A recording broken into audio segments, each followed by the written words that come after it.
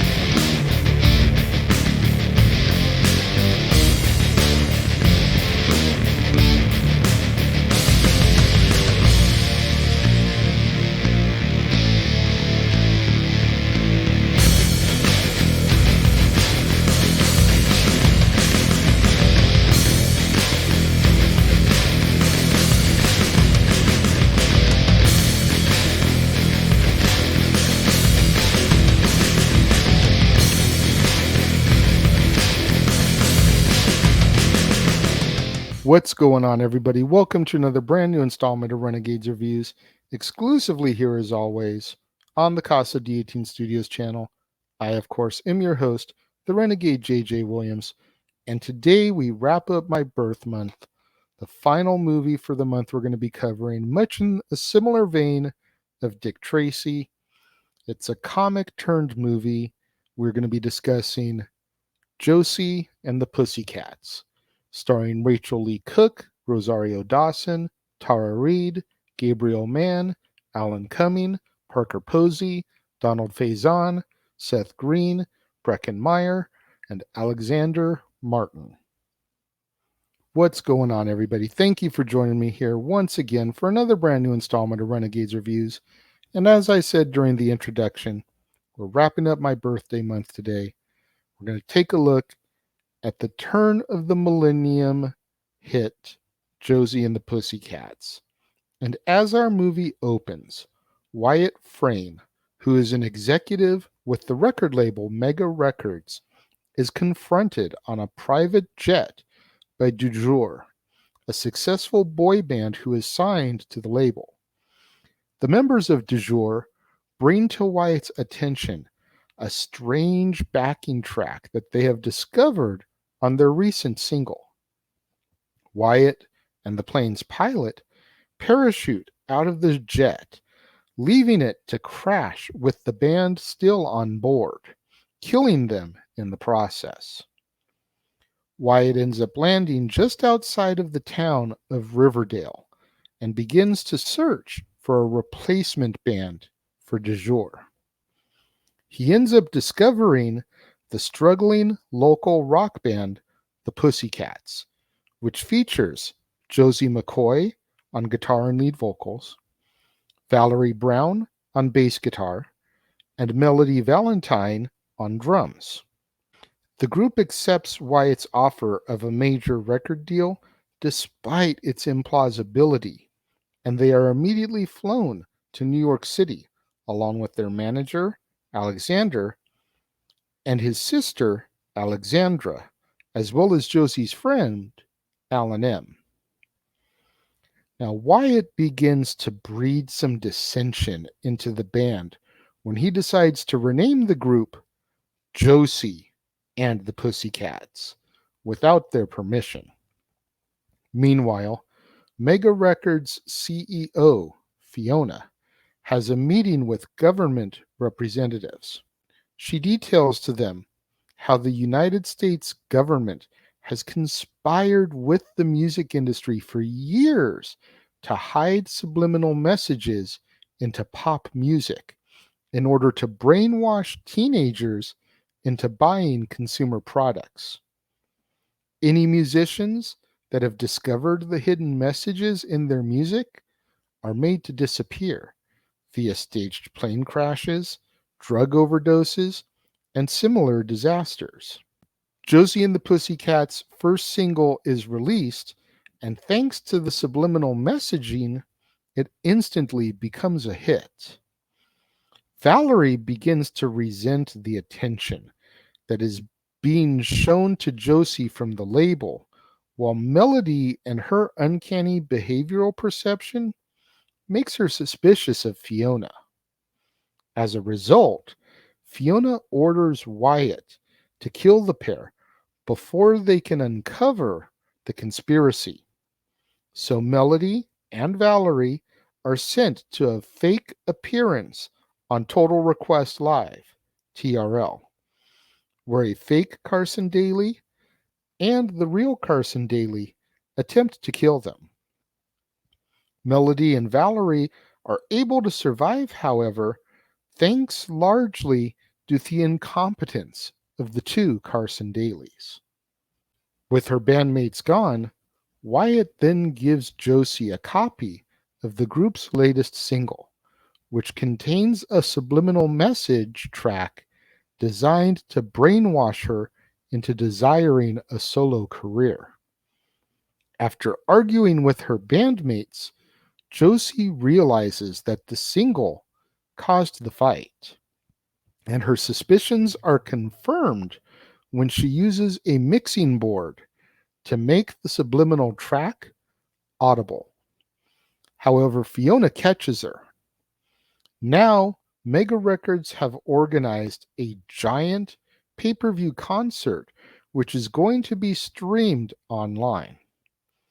The plan is to unleash a major subliminal message via cat-themed ears that the viewers must buy in order to hear the audio from the concert.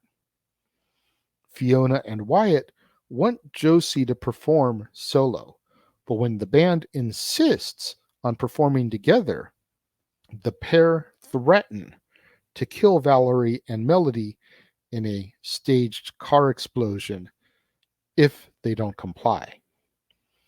However, the members of De Jour arrive, still alive but severely injured after crash landing into a Metallica concert and being assaulted by the fans of the iconic heavy metal band.